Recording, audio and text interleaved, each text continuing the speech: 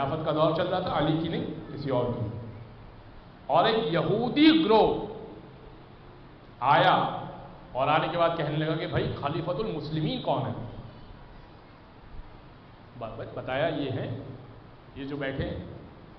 کہا ٹھیک ہے، ہمارا سوال یہ ہے کہ اللہ کہاں ہے؟ اللہ کہاں ہے؟ تو انہوں نے کہا کہ اللہ آسمانوں میں ہے، اللہ آسمانوں میں ہے، یہودی گروہ سے کہا۔ تو یہودی گروہ نے کہا کہ اس کا مطلب یہ ہوا، اچھا اس یہودی گروہ کا یہ کہنا تھا کہ اگر آپ نے ہمیں تسلی دے دی، جوابات سے آپ کے تسلی ہو گئی ہمیں، تو ہم اسلام لے آئیں گے۔ تو بھائی بنیادی سوال یہی ہے نا کہ اللہ کہاں ہے؟ اللہ کو تو یہودی بھی مانتے ہیں، لیکن ان کا سوال یہ تھا کہ اللہ کہاں ہے؟ تو ان کو جواب یہ ملا کہ اللہ آسمانوں میں ہے۔ تو انہوں نے کہا کہ اس کا مطلب کہ زمین پر اللہ نہیں ہے، اس کا مطلب یہ ہوا کہ زمین پر اللہ نہیں ہے۔ انہوں نے کہا نہیں زمین پر بھی ہے۔ کہا اچھا تو پھر اس کا مطلب یہ ہے کہ اللہ آسمان سے زمین تک ہے؟ اب سوال کے بعد سوال ہے تو پھنستے جا رہے ہیں۔ کہا کہ ہاں یہی سمجھ لو کہ اللہ آسمان سے زمین تک ہے۔ کہا اس کا مطلب کہ پھر اس زمین کے باہر نہیں ہے۔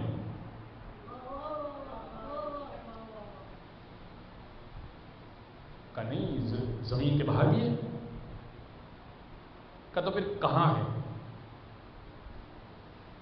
کہا تم کافر ہو گئے، جاؤ۔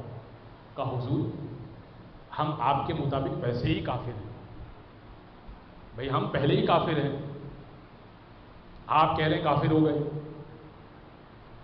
سلمان کونے میں بیٹھے تھے مسجد کے، سلمان نے کہا کہ آؤ علی سے سوال کرو، علی تمہیں بتائیں گے۔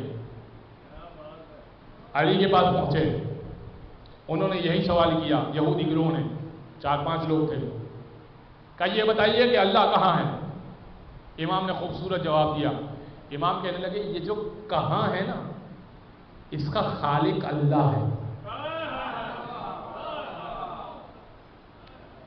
پھر امام کہنے لگے اگر تم پوچھو کب سے ہے، اس کا خالق بھی اللہ ہے۔ کہا پھر اللہ کو کیسے سمجھیں؟ اللہ کہاں ہے؟ کہاں تو پلیس ہو گئی۔ امام نے کہا کہ دیکھو اگر میں کہوں کہ یہاں سے یہاں تک ہے یا یہاں پر ہے، تو اس کا مطلب یہ ہوا کہ خدا جگہ کے اندر قید ہو گیا اور خود ایک مخلوق ہو گیا۔ جو جگہ کے اندر قید ہو جائے وہ مخلوق ہو جاتی ہے، اور پھر اگر مخلوق ہو گیا تو وہ خالق نہ رہا۔ تو اس نے کہا پھر ہمیں بتائیے کہ پروردگار کو سمجھے کیسے؟ کہ تم اپنی عقل کو دوڑاؤ۔ امام نے کہا تم اپنی عقل کو دوڑاؤ اللہ کے بارے میں، جہاں پہ تمہاری عقل رک جائے کہ ہاں یہ خدا ہو سکتا ہے، وہاں سے خدا شروع ہوگا۔ کا کیا دلیل ہے؟ کہ اس لیے کہ جہاں تک تمہاری عقل گئی وہ خود عقل میں آ گیا، اور جب عقل میں آ گیا تو وہ خود مخلوق ہو گیا۔ اب یہ خالق نہیں رہا، جو اس کے بعد ہے وہ خالق ہے۔